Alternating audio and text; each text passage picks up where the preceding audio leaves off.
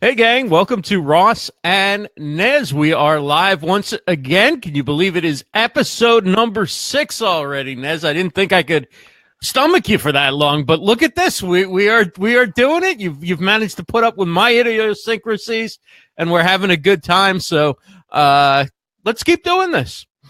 I'm kind of like a fungus, Ross. You're I sort of grow on you. You're on the fence. You were going to say, I'm kind of on the fence, Ross.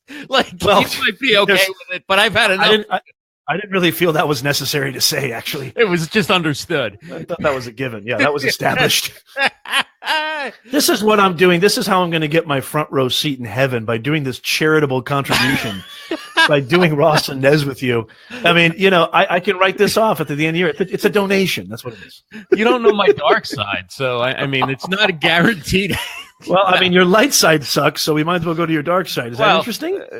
My light side sucks. I don't know. Do you even have a light side? I have no idea. Yeah, you're getting far too comfortable with me. Why are you dressed like a prison warden? That's what I want to know first of all. I have a nice shirt on. Is that a nice shirt? What was that? A Walmart special? That was. It was from a Walmart special. $5, the $5 rack. Yeah. I bet you don't spend more than $8.99 on a T-shirt. Am I wrong? No, actually, I spend $10.99 sometimes. $10.99, big spender, ladies and gentlemen. It depends on what the store is selling them for. Yeah, exactly. Well, it's funny because I mentioned this, to my students, and they'd get a chuckle out of it. But my wife will spend like $200, $300 on her hair. This beautiful work of art costs $7.99. I've been going to the same Vietnamese barber shop for about 25 years. It started off with $5. They've since raised the prices in the last 15, 20 years, and now it's $7.99. Now, me, being the charitable guy I am, I always give my guy a 20. No matter what, I give him a 20. Nice. Isn't that nice? Well, you're getting what, a $5 haircut, or I also get a bowl of cheese. So it's beautiful. It a $5 haircut? How much? It's a $5 haircut. Is it really? What do you think? Does this look like salon material? No, it looks like he puts a bowl over your head and says, if that isn't good enough, let's give him a side of comb over. Exactly. But I got to say, it's always fun. There is no other person I could see, working with and doing this and having this much fun with. It's been a while, even though it only feels like it's been last week. Yeah. But hey, Mia's in the house. Good to see Mia. Mia's super fun too. She gets this dynamic big time. Yeah, and we're going to be talking about predictions. And Mia, of course, comes across with the famous tin can and string prediction for the second year in a row. I guess it didn't really hit last year, but I think we're kind of on target for tin can and string to be the next big thing in communications. Yeah, no, I'm really excited to talk about this because I think it's super valuable, but I also think that it's important to get ready, right? 2018 is coming. The new year, I mean, I don't want to get into these New Year's. I've been saying I'm going to lose weight for about the last 40 years. Nothing's happened. But anyway, I don't want to make predictions like that or any resolutions like that. My number one resolution is to not sound like an idiot. Boy, have I failed there. But this is cool because being, in this space, being somebody who is an online entrepreneur, being somebody who you and I, we're all live video. We love, digital storytelling in the 21st century. Mm-hmm. I think the article, this blog, I can't remember who was written by or who compiled it, some schmuck, but yeah. I said it before. You're getting way too comfortable. Way too comfortable. Check, please. I'm holding auditions later for the Nez seat and Ross and Nez. But here's what's cool is there's a lot of really amazing, I don't know how you did it. I really don't. But there's a lot of amazing, successful, dominant individuals in this space who have really, I think, divulge some awesome advice on how you can get everything going for 2018. And I can't wait to talk about this. I think you guys should share this out because it's going to be super, super valuable. Everybody should share this out.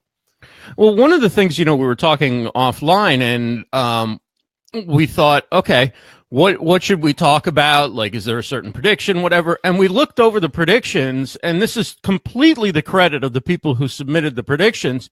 It's like we have like a year's worth of topics if we wanted to. Now we like to stay on top of what's going on in the news and kind of that kind of thing. So we're not going to like write out, okay, these are our next 100. But the point is, like, there's no lack of things to talk about. I mean, and some people went beyond and they squeezed multiple predictions into there. So while we say 91 predictions, it's really 91 predictors, but there's far more than 91 predictions in there. And I mean, I don't even know where we should start with it, but I'll let you go first. Tell me what was there a certain prediction that stood out to you that you wanted to start off with? Yes, there was. I want to start off with the incomparable Stephanie Liu.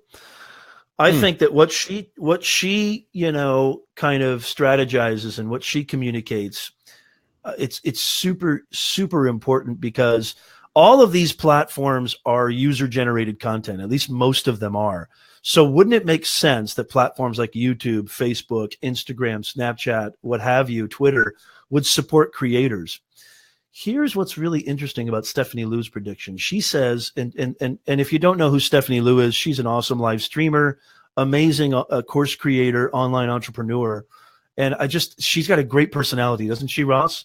Yeah, absolutely. She's actually awesome. going to be a guest on another show of mine tonight. But tonight, yes, we're not going to talk about that show. This show is on right now. But anyway, no, Livestream is a great show. But she says platforms will be expected to provide creators with more robust tools such as live captioning and show templates. Now, I was a little bit on the fence with this at first, because I do love the rawness of, I think that actually statistics and analytics have shown that the more raw, handheld, funky, not so production oriented actually gets a lot of engagement. But being that I think more and more people are cutting the cord, being that, even just from observing, behavior in my own kind of family and my own friends and my own kind of neck of the woods, more and more people are gravitating towards content online. More and more people are gravitating towards shows on YouTube, Facebook Watch, content on Instagram, on Snapchat, social media content. And I think what Stephanie's talking about is, if you want to survive in this day and age, right? I mean, we've talked a little bit about how, YouTube stories and YouTube reels in our last show is just another kind of jab at, adopting a feature that Instagram basically used to dismantle Snapchat in a sense. Well, I mean, here it is. If you don't have creators and you're not giving them the tools to create, I think that's going to hurt your platform. So what Stephanie is saying is, here's the key verb: expected. Be expected to provide creators with more robust tools such as live captioning. Make the creators facilitate different features that will make the creators be able to convey their message more effectively.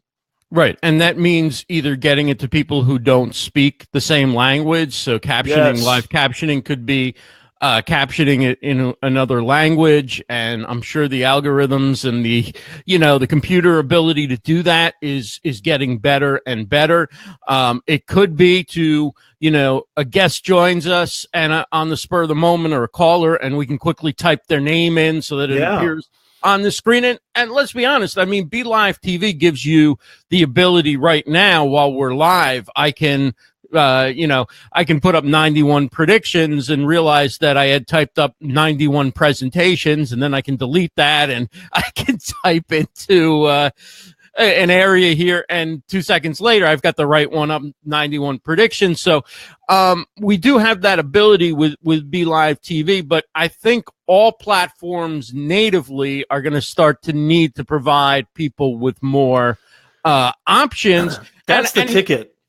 I was just going to say, that's the ticket, because I think these third-party softwares are awesome, but why not? It can't be that difficult. I see these platforms, especially in the context of live streaming, what you and I really thrive and love and advocate. I think that these platforms are going to be able to, it shouldn't be that difficult, should be able to enable these awesome, in the event of the zombie apocalypse, the tin cannon string will be huge. Let's bring it back. Sure. I remember those. I remember a lot of our viewers might not, but I remember that, or our listeners in our podcast. That's what our sad people played with before there was cell phones. Oh my God! Before there was even telephones, it seemed like. But you go back further than I do, I guess. Well, I'm from the 1800s. Anyway, you look great. I have a great plastic surgeon. See, that's what diet and exercise does for you, ladies and gentlemen. In 200 years, you could look just like Nez if you keep working out and my most expensive expenditure is my plastic surgeon. Hello, he lives in the basement in a trunk. You think if you spend all that money, you'd spend more than $5 on a haircut? Boy, I prioritize well. So I think that these platforms are going to have literally beautiful production studios, right? Enabled within the actual platform itself. Yes, Be Live does incredible stuff. I love the lower thirds. I love the ability to have the comments pop up, the engagement, the enhancement of that experience. Immersive experience is important. But as Stephanie predicted, this thing is not going anywhere. The most predominant form of communication in the 21st century is through social media. And I think that they're going to have to provide. They're going to have to provide these tools for creators, or else they're going to go somewhere else where they are provided. Yeah, and I think that, you mentioned, okay, so do we like it raw and real? Do we like it produced? Whatever. I think there's a place for everything, right? And as people want to do shows or do sort of more spontaneous, either mobile or just go on with the native app on Facebook or YouTube or any of the other platforms where you can do live video, they want to be able to add some professional elements that make their video just look a little bit higher quality, a little bit more thought out. They want to be able to put a quick call to action up there and that kind of thing. They don't want to have to hire a production team. They don't want to have to learn how to do Wirecast or OBS they just want to try live streaming on behalf of their business, right? And when they start out, the ability to have those tools is big, and perhaps, far be it from me to suggest a way that Facebook or YouTube could make more money and control more of the world,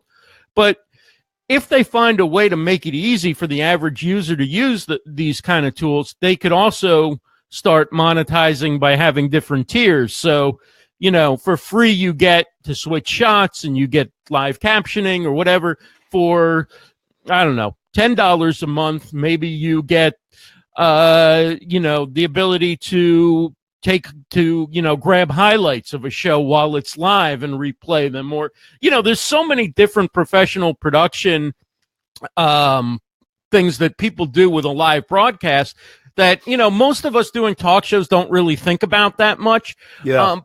But it's out there, right? And if Facebook and YouTube and Periscope, if Instagram, which is basically Facebook, if they can't develop it, they can certainly buy it, right? I mean, they can either buy the talent who can do it, or they can just buy the darn companies that are doing it. So I think it's a matter of time before they say, geez, if we own the software and we own the rights to it, then, it's not just the specialists who are going to want to do that. It's everybody who will want to do that once they see other people doing it. So I think just like it's natural to put filters up and to put emojis and things like that in a Snapchat story or an Instagram story, I think putting text on a video or something will no longer be what a graphic designer does using fancy production software for a TV style lower third. I think it'll be something anybody can do. And it's probably not that much harder for a platform to make it work in a way that looks nice, just as Be Live. You almost can't screw up the lower third on Be Live, right? I mean, the way they did it, it locks you into using something. You can change the color and all that, but the point is it'll look nice. It'll be placed appropriately. And I can't imagine that that's far off for a lot of different platforms. Coach Jenny in the house. Hey, Coach Jenny. Hey, Coach Jenny. Is she going to be on tonight, Livestream Deals? Yes, she is. Wow, what a coincidence. Wow, you've been following the promos and everything. Well, it's kind of hard not to. You sort of vomit them all over the place. You know, it's kind of like I slip and fall, and there's a live stream deal promo underneath my shoe. I like to say share more than that other one. But, yeah. Did I use the wrong description?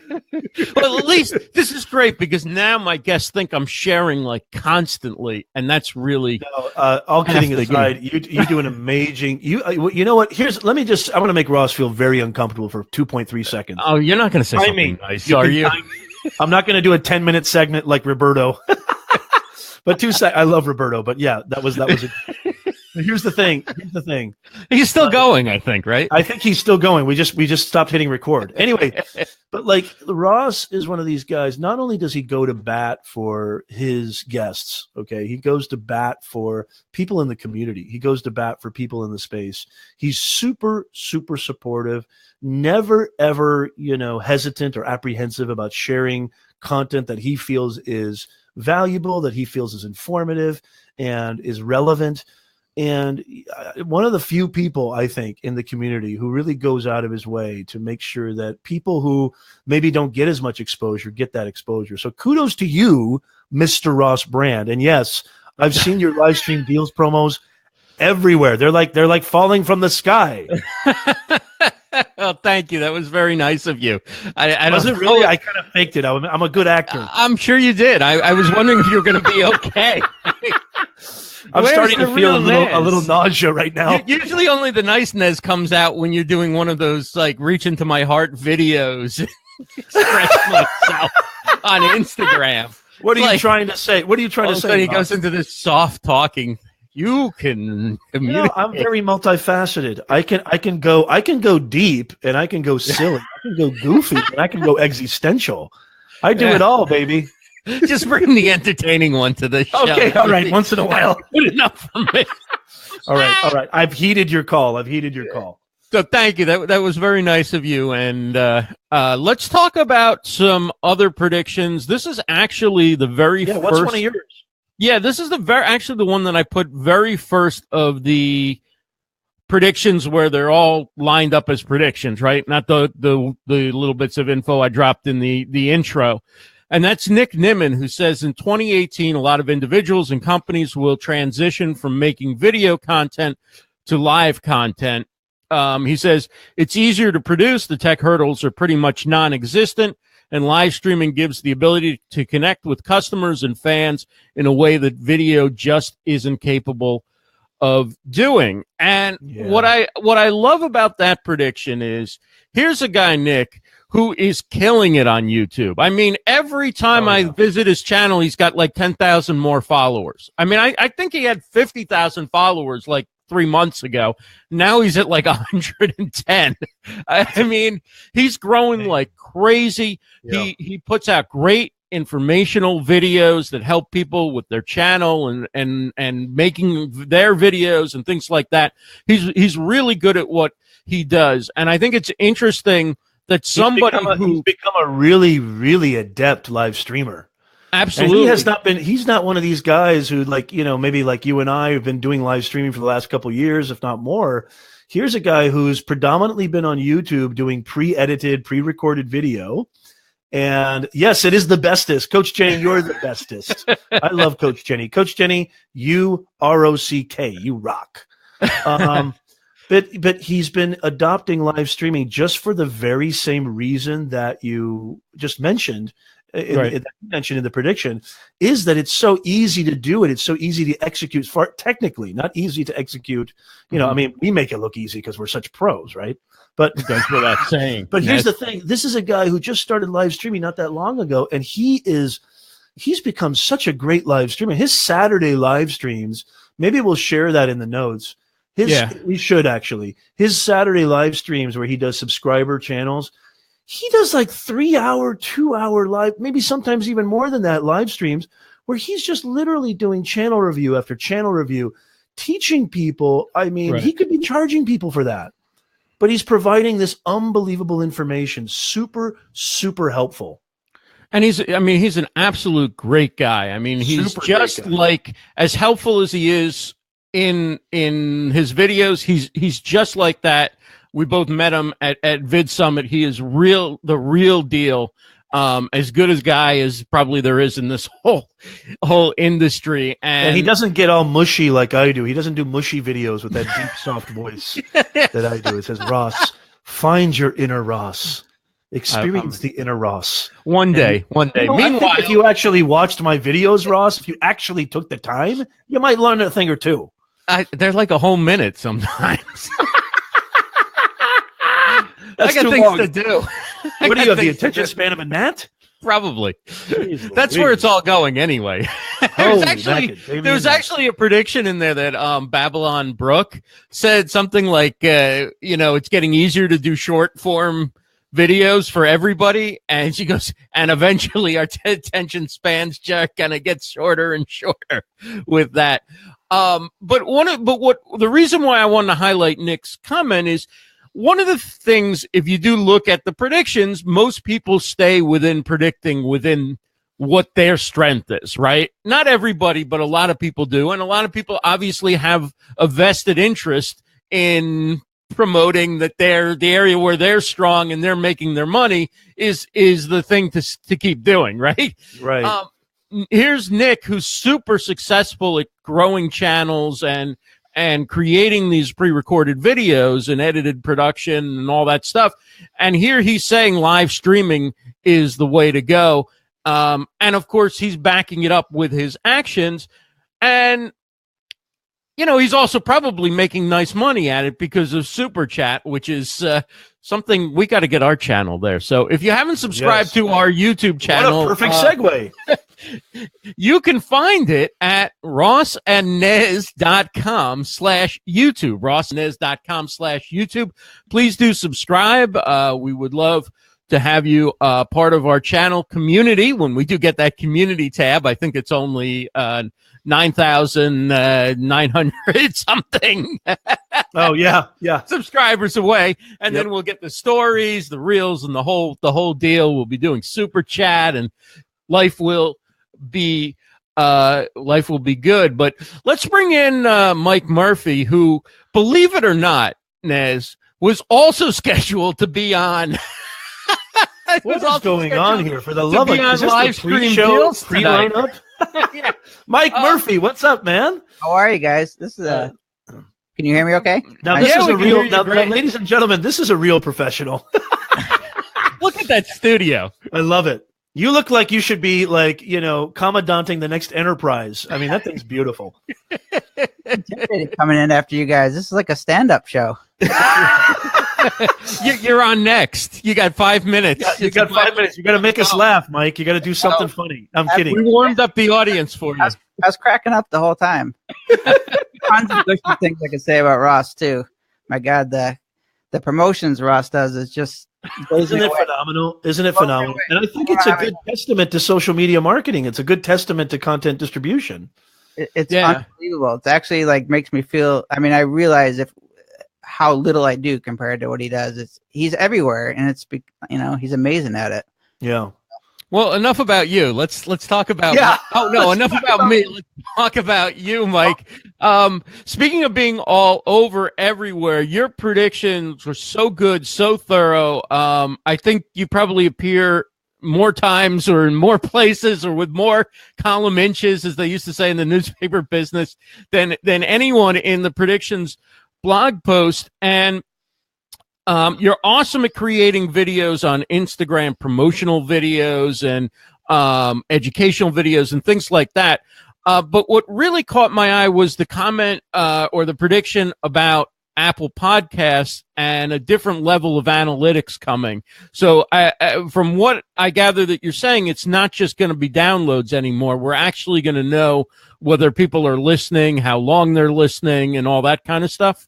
Yeah, I mean, I think I read that as being kind of an interesting insight. I see what made me think of that was, are you familiar with Wistia, the video platform where you can host? Well, they do a similar thing. They did that a few years ago, and it was just such a game changer.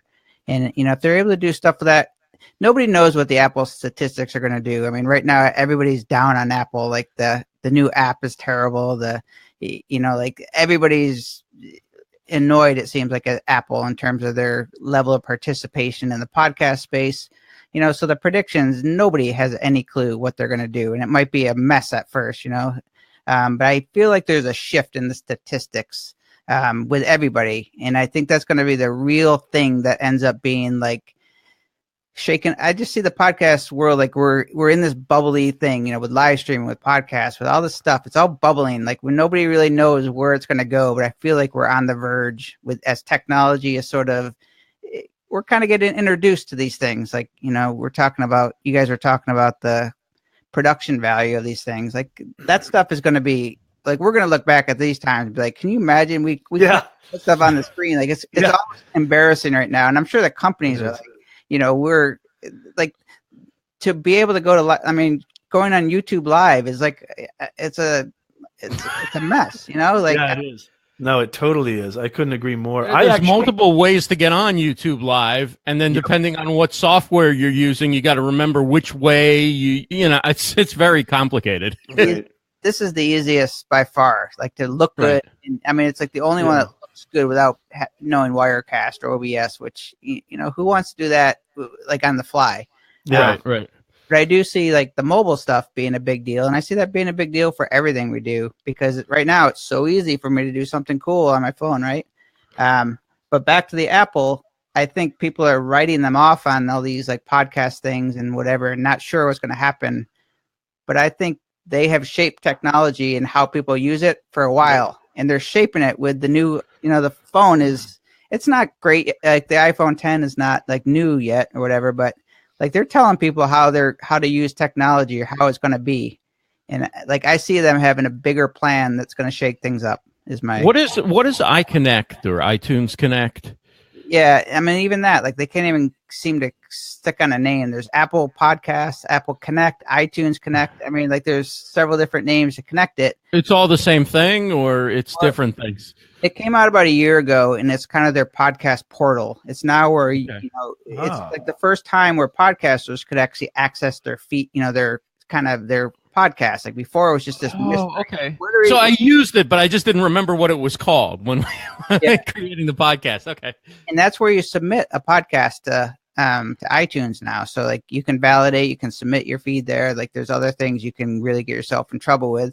It's bare bones right now, but any podcast that you connect or that you create is going to show up in that portal, and that is where the stats are going to come. So like that is kind of what people are anticipating, like what's going on here. From my understanding, and it's been a little while since I read like deep on it. I kind of skim from stuff to stuff. And speaking of iTunes, you can subscribe to our podcast at Ross and Nez. The Consummate Pro /iTunes, rossandnez.com/iTunes. Please do subscribe, and if you like what you hear, and of course you do, or you wouldn't still be sticking around, please do leave us a review. We'd really do appreciate that. rossandnez.com/iTunes. Mr. Nez? I can't wait for us to be sponsored by IHOP or something, and to have Ross go, speaking of which, this message is brought to you by the International House. Are they still around? Are they still in business? Yeah. I passed them on the road sometimes. Right. I remember it was one of those places. It was kind of like Denny's. You didn't actually want to go there. You just ended up there. It was like one of those destinations that, okay, there's nothing else open. 40% off Sunday brunch. rossandnez.com/IHOP. People are going to put that in there. Leave us a review. Tell them we for crying out loud. They're going to have pancakes that look like us. We already look like pancakes. Hey, I have something I want to ask Mike. Mike, first of all, I know we've never really been formally introduced, but I think I'm glad we've connected. And I first saw you on Ross's show. Your prediction is one of the ones that I selected, and I wanted to just ask you about it because we're hearing a lot about voice. I think that you hear a lot of influencers talk about podcasting and how voice is the new thing. There's these platforms like Anchor. Even Facebook has live audio instead of live video. There's live streaming audio, which is almost like I don't see a lot of people using it. But I want to just read your prediction and get your thought, Mike. Mike says more businesses and brands recognize. Hold on, I got to put on my sunglasses. My glasses because I'm old. More businesses and brands recognize the power of audio content to build brand awareness and reach target audiences on mobile and smart home devices. I, first of all, couldn't agree more. And I wanted to ask you, like, do you see this being something to leverage? Like, let's say as somebody like who's a consultant or a social media marketing manager or what have you, this is something that they can leverage to their clients. Like, you got to get on a podcast, you got to get on a voice. And what are your thoughts on that? Yeah, I think that's what I think this next year. I think there's going to be a shakeup. Like, I already sort of feel this like business sense of like, we don't really know what it is or how to get on it. Like, there's still a lot of people who really don't really know the podcast space as well as like the people in it kind of think everybody knows about it. There's still a lot of like people who are just like kind of know what they are, and it's getting more and more intense. But I just see businesses, one, they hear the buzz, they hear live streaming, they hear things, they're like, all right, we got to go sort that out. Like, somebody's going to be up on the top saying, go figure that podcast thing out, is my guess. And, same thing with social media. Like, it used to just be like, go get somebody to go do the social media part of our business because it's important. Everybody tells us, I think there's going to be a lot of that.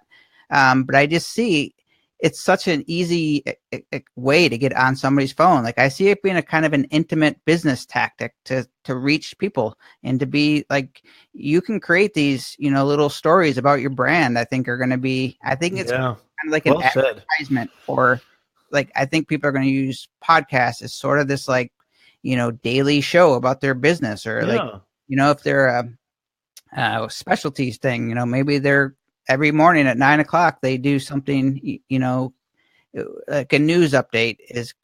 They can go into the back room of their business and, do something. And I think it's going to be a real good strategy for businesses. I see businesses. I'm seeing the daily Ross in this.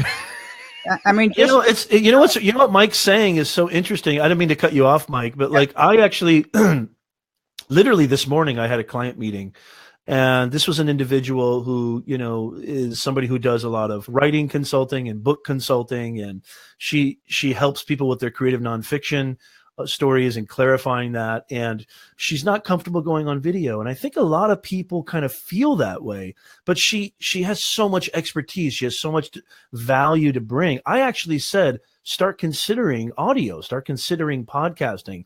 And it's not, and I like what you said about like behind the scenes, or just intimate stories of things that maybe they wouldn't get at other content distribution centers, or through video, or through, posts or blogs. But I think the interview thing is kind of cool too, because conversation, the power of conversation, and it's not that difficult to, just reach out to people. People like to talk. They like to talk about themselves. So I think that businesses and brands, I completely agree with you. And I think even for individual consultants and coaches, I just think it's such a beautiful way. What I like what Gary says, and other people like that say, the fact that you can do a couple of things at the same time while you can listen to it. You can be at the gym. You can listen to Alexa skills or Google Home and clean the garage. It's just like, it's the new radio. That is going to be very real soon, I think. I mean, I'm finding myself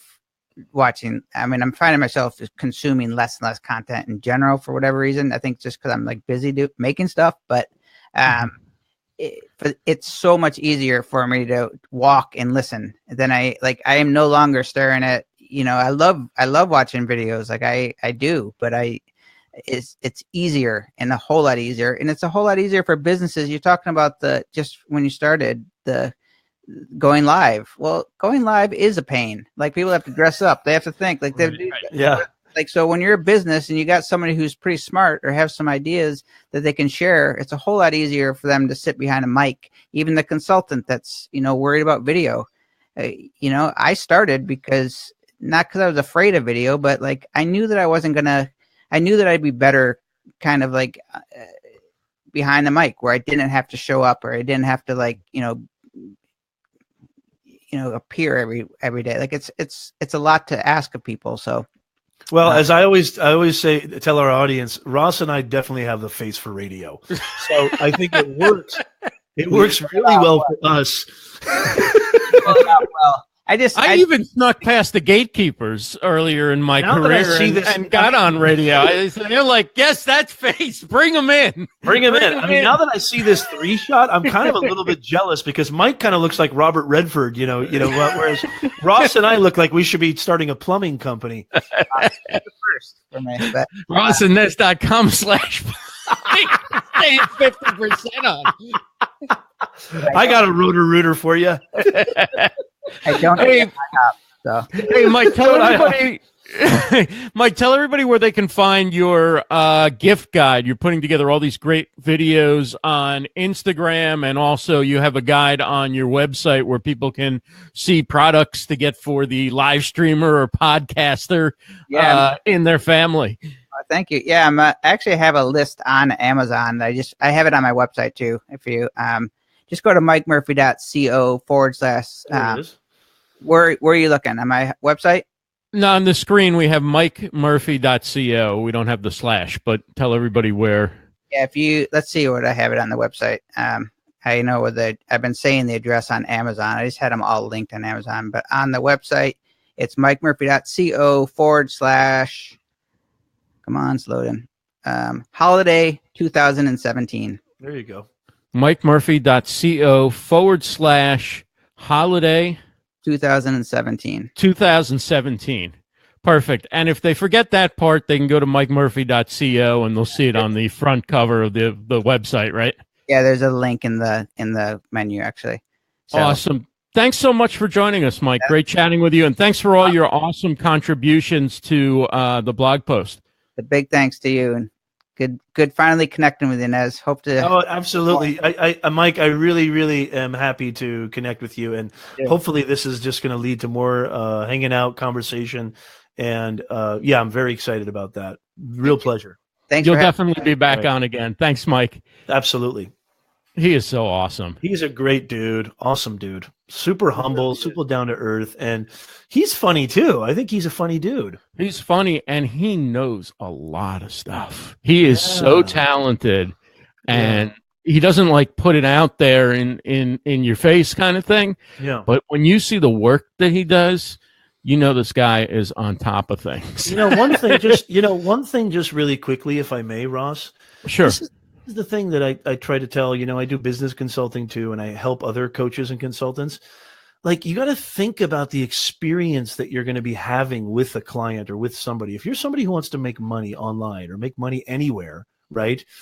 You got to like that experience. You got to think about how you make people feel. And one of the things that Mike does so really well, that it's all about attitude, his humility, right. His, willingness to listen. He's a great listener, I think. And I think he's just a testament to that thing where I try to tell my clients, look, these people are going to talk about their experience with you after they're done getting off the client call or whatever it is. Right. If they had a bad experience, that could reach some really important ears, right? So going out of your way to make sure that you give them an amazing experience, but one that doesn't obviously, one that obviously doesn't compromise who you are, is just super, super important. Does that make sense? Yeah, I mean, customer experience is a big thing now for businesses because they saw what Apple did with the Apple Store, right? It's not so much that they're trying to sell you stuff. It's like, you'd go into an electronics store in the past and it's sort of like, okay, we'll let you hold the camera, but not really. Or we'll, here it's like, come on in and play with our stuff and don't even buy anything today because we know eventually we'll hook you in and you'll be leaving with a ton of Apple stuff before your life is over, right? Right. And I think Steve Jobs, if I'm not mistaken, he kind of took the idea from the Four Seasons hotel, right? Yeah. Hotel and resorts. Yeah. Where it's all about how you make the customer feel. And the companies that are really good about it provide that kind of at least role model or try to role model that kind of experience for their employees, because when their employees feel good about working there, then they make the customer feel good about working there. That doesn't exactly apply to a solopreneur, but let's just say I think Mike is happy about the kind of content that he creates. I think he's doing what he likes to do, and it's fulfilling, and he has a game plan, and he's not sort of just going where the wind's blowing, but he's following what he believes in doing, and he's putting together a really impressive body of work. Also, LinkedIn just released, some of the top jobs that are climbing up the rankings, the top, most accrued and most desired positions. One of them is customer success manager. So soft skills, right? The soft skills, being able to deal with people, being able to give people that feeling of that experience. I think that's number one. I think it's number one. I mean, people do some interesting things with messenger bots and stuff, but I think it's the one thing we don't know how to automate yet, right? Is the subtleties of human communication. Yeah. And how you relate to people and how you get your message across and how you tell stories. And, when you look at like the challenges businesses face, right? They used to be able to just really do the press release and push out the marketing. We're going to tell you what product we're coming out with, why you need it, where you can get it, and why it's better than the competition, right? Now customers don't want that anymore. Like, they don't believe that. They want a story about where it came from, who made it, why you're developing it, and they want a two-way conversation where you're actually seeking their input. And when you do that, then the customer feels like they've been a part of it. And, they are more likely to buy that product that a company makes that they said, could you make this? Right? Yeah. Like, that's one way to know for sure that the customer actually wants the product that you're coming out with. Exactly. No, well said. Absolutely. Hey, Carlos Phoenix, good to see you, man. So, were there any other predictions that you wanted to highlight? There's so many that we could do like 100 shows on this.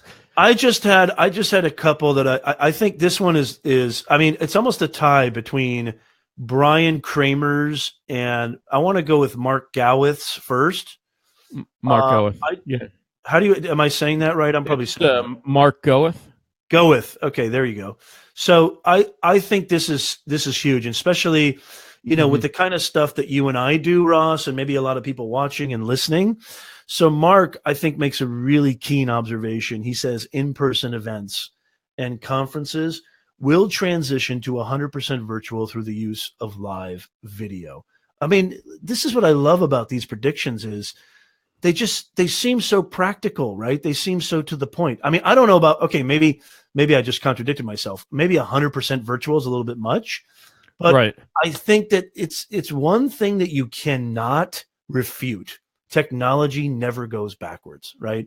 I mean, of course, unless there's an apocalypse or something, right? Or something like that, or, but technology is not going backward. It's going forward. And convenience is what technology like really rides on the back of, is convenience.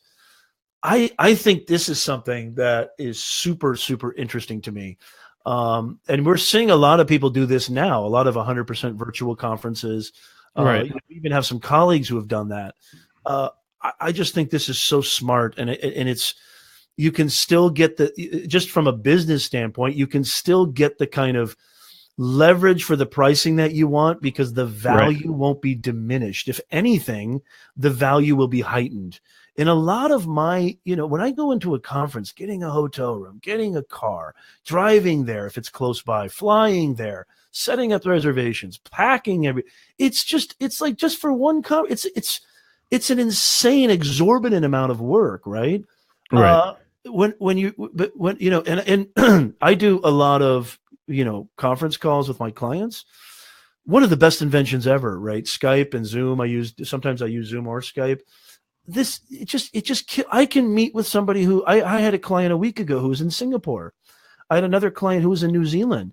I'm able to provide for myself and my family while still providing value to clients without the burden of location, transportation, and all the inconveniences that come with in-person events, consultations, or conferences. I don't see why think about cutting the cost, right? Cutting the cost not only for you as a company or conference that's organizing it, but cutting the cost for your attendees. Am I wrong in that, Ross? No, you're 100% right.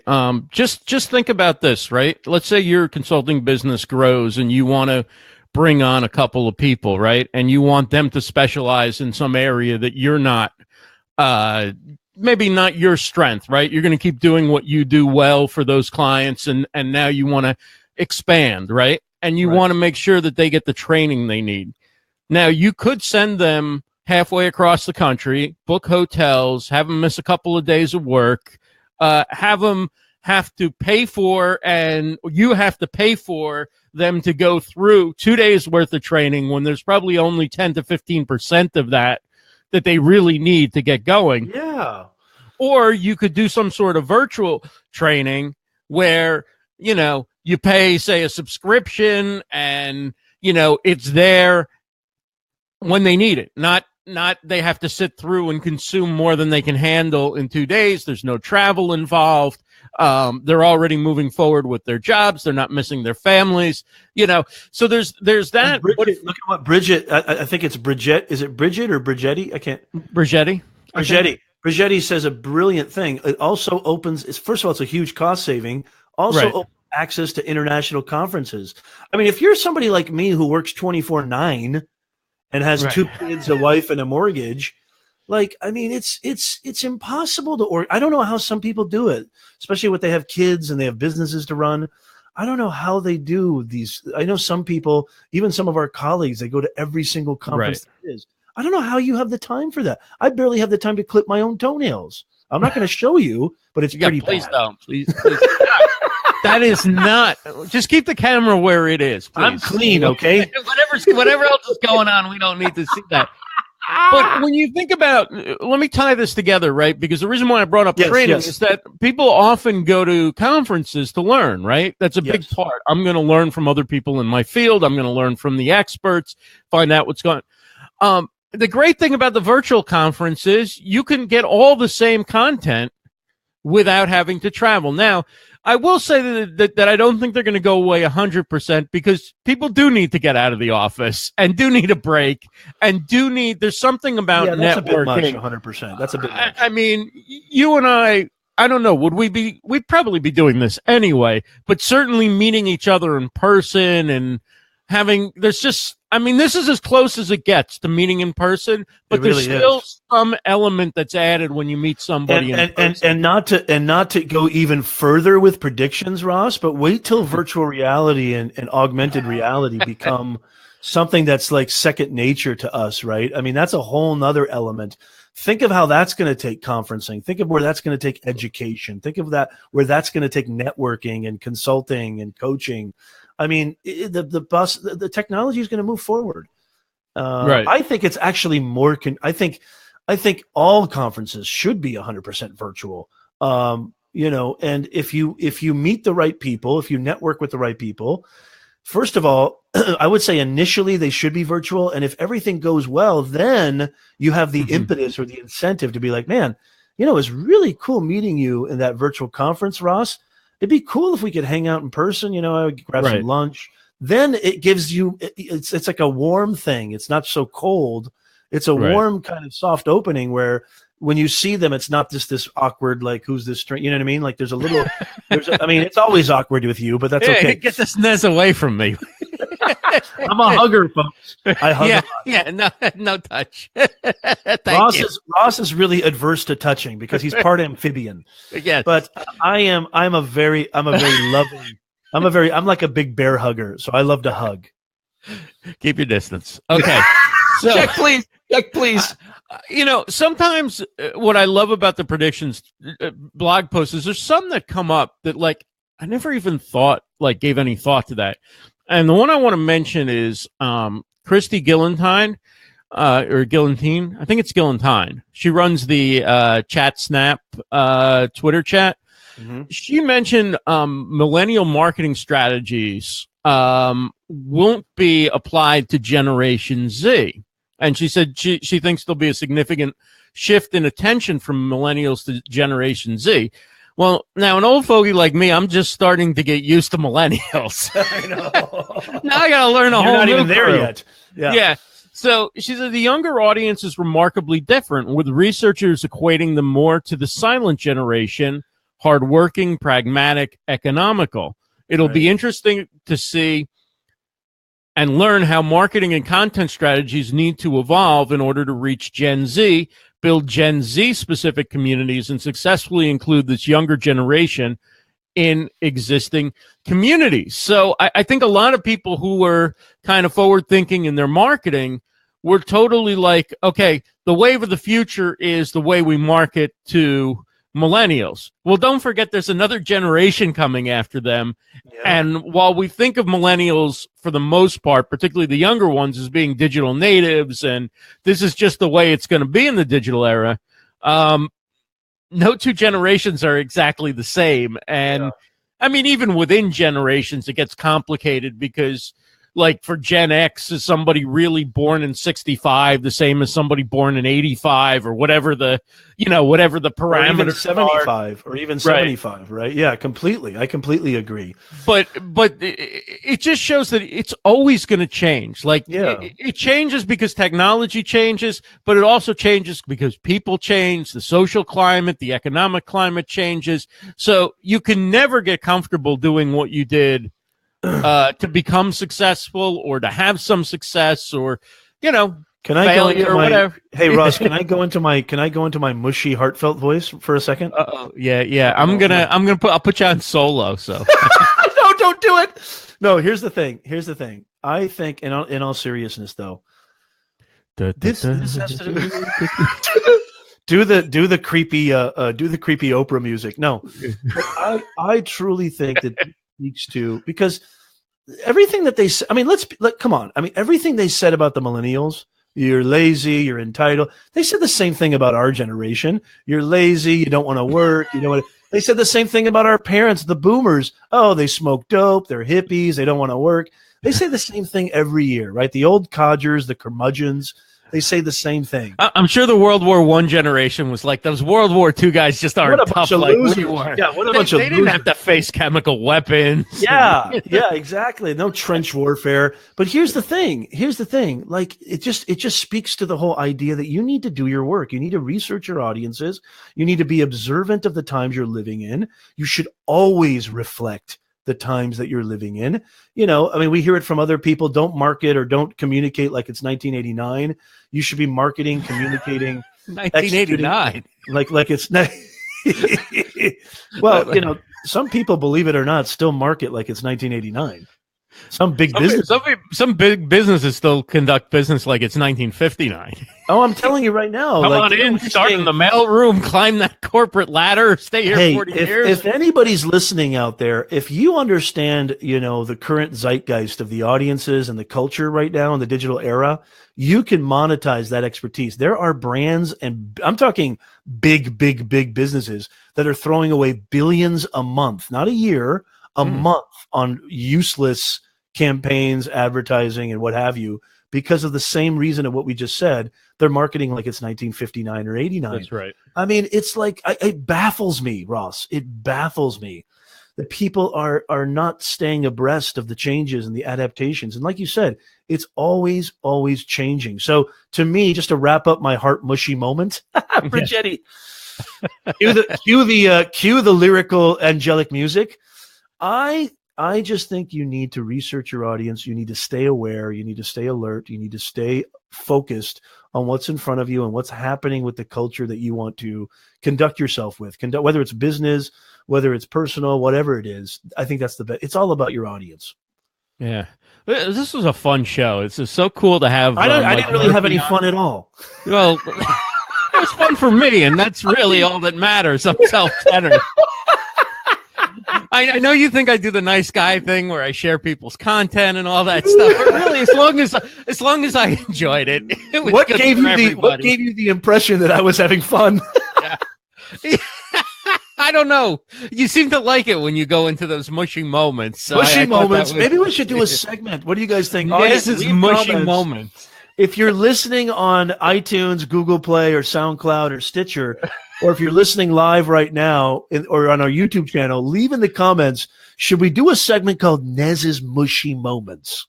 I like it. Nez's Mushy Moments. So one time, we're going to have to find a good music bed for that. It has to be something super and a nice Saturday graphic Live. or something. Yeah, it has to be super cheesy. It's got to be like Jimmy like Fallon's Deep Thoughts or whatever. Yes, Deep Thoughts with Professor Nez. Yes, you have to take the glasses off when you Mushy moments with Professor Nez. And now Professor Nez. I like it. I like it. Now we're having fun. Now we have a show. Now the Mushy Moments show. Thank you, Brigetti. Yes. So please do subscribe to the podcast and leave us a review. You can find it at rossandnez.com/iTunes. And I am Ross. He is Nez. We thank Mike Murphy again for joining us. MikeMurphy.co is his website. And that is episode 6. I do think Nez had fun. We will be back soon. Have a great one, everybody.